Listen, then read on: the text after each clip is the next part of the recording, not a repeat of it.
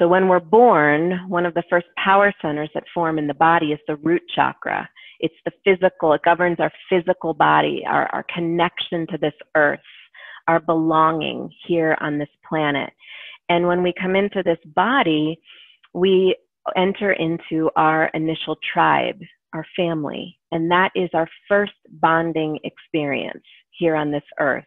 And that bonding experience is here to help us develop our sense of safety, our belonging, and our trust here on this earth. But let's say, as a sensitive being, I came into my bonding experience. I'll say this in first person just for the example.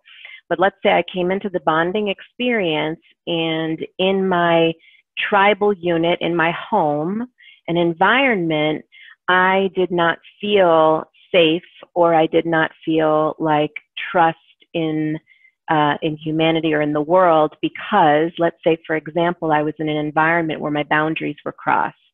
And that could happen through something like too much yelling and screaming. That could happen through emotional projection, the feeling that it's not safe for me to have my own feeling.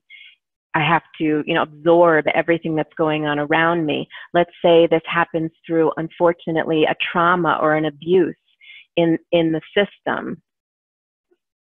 So what happens is that as an early child, between 0 and 7 years old, in the root chakra development of the body, is that if I am used to my boundaries being crossed energetically, it's normal for that to happen for me, then my system, my root chakra, is going to contract at that point.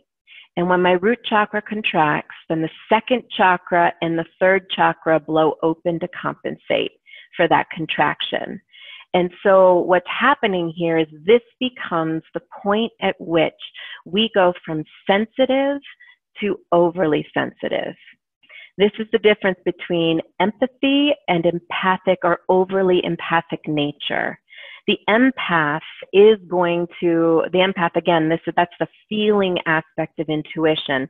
The empath is going to feel energy around them. That's the gift, is that you can sense and feel what's happening. And interestingly enough, the calling for empaths right now is that you do step more into that power, because we are moving collectively and globally from this more patriarchal paradigm of living, and we're moving towards more heart and empathy and compassion for humanity. And I know the shadow is intense right now, and it doesn't always look that way, but there is a trajectory moving in that direction. The dawn is rising, and there is light rising on this earth. So this gift of empaths really learning how to center and understand their gift and where it's operating in their body is really, really big right now. So about this second and third chakras, so with empathic intuition, it is important to know that these are the two power centers that are operating in your body.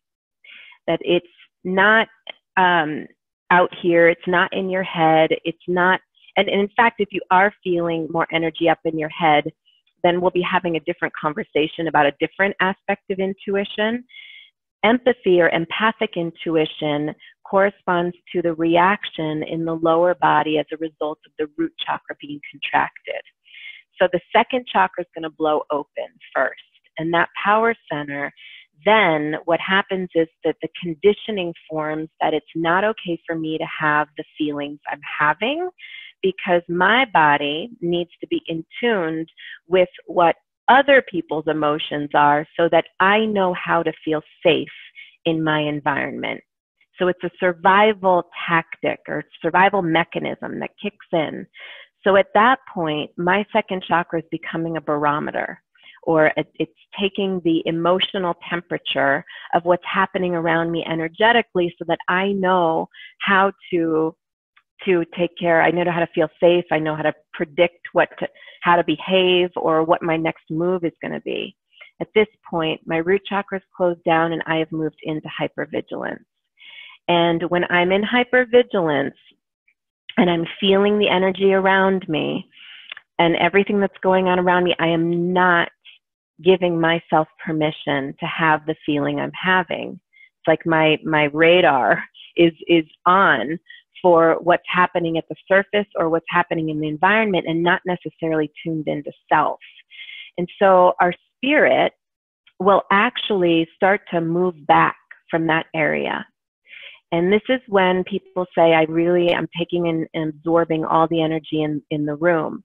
And it happens because the spirit starts to move back in the body to compensate and to actually preserve itself, to preserve your light and to preserve your power.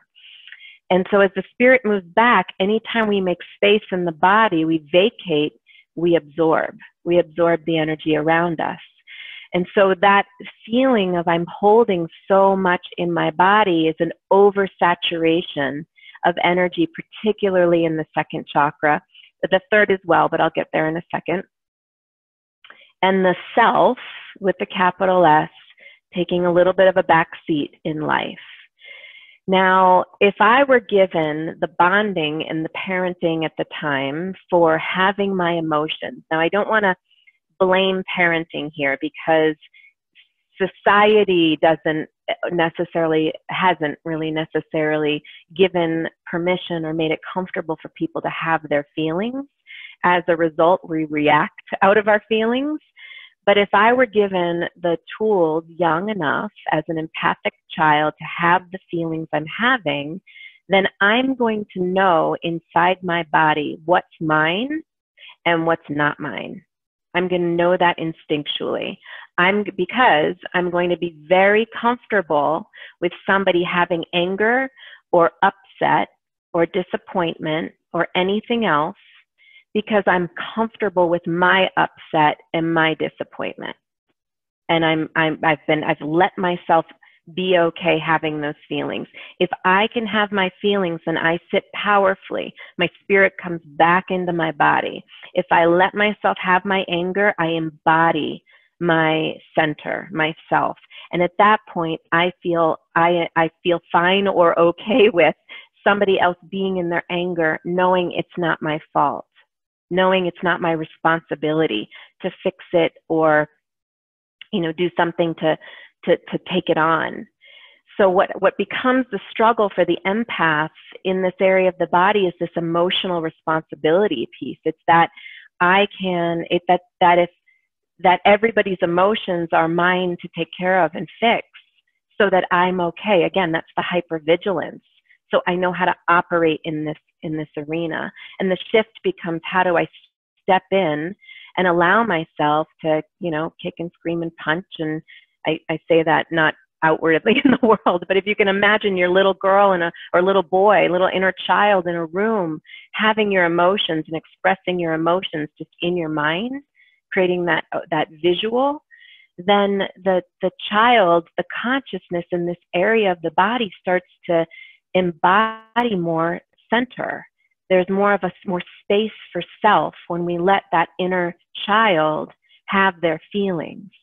And this begins the process of reparenting the lower energy, the energy in the lower chakras, so that the empath can start to develop stronger boundaries.